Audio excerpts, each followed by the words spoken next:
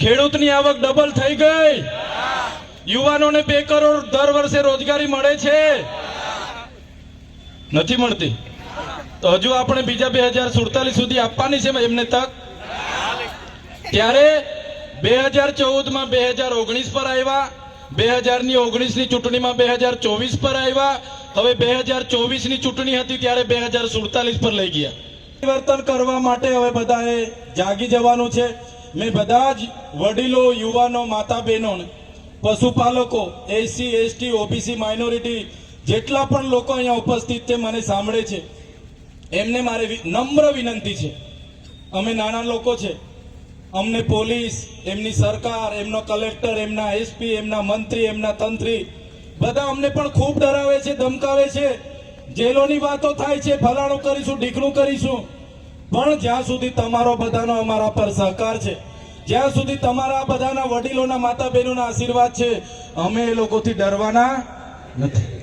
ત્યારે આપણે હવે સામે લડવા જવાનું થતું નથી. હવે તમારામાંથી તાલુકા જિલ્લાના ઉમેદવારો ફાઇનલ કરી દો, આવનારી વિધાનસભાનો એક ઉમેદવાર ફાઇનલ કરી દો અને આવનારી સત્તામાં તમે આવી જાઓ, ત્યારે જ આપણા લોકોના કામો થવાના છે. વાત કરવા માટે હું આવ્યો છું.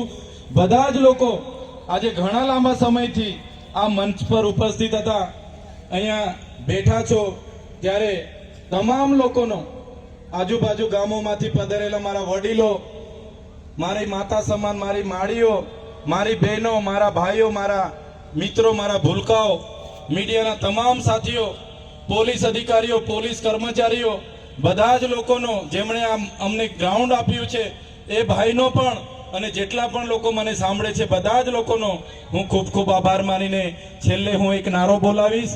તમારે પરિવર્તન કહેવાનું છે અને પછી મારી વાણીને હું વિરામ આપીશ. સંતરામપુર માં આગે જોરથી પછી કેશેભાઈ ચૈતરભાઈ આવ્યો તો કઈ હતું નહીં, હવા જતી એવું.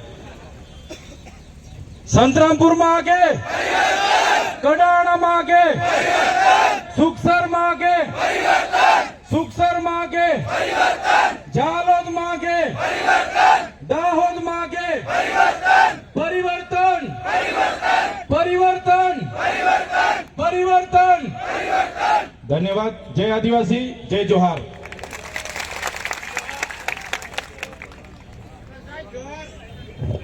જોહાર. ખરેખર ચૈત્રભાઈ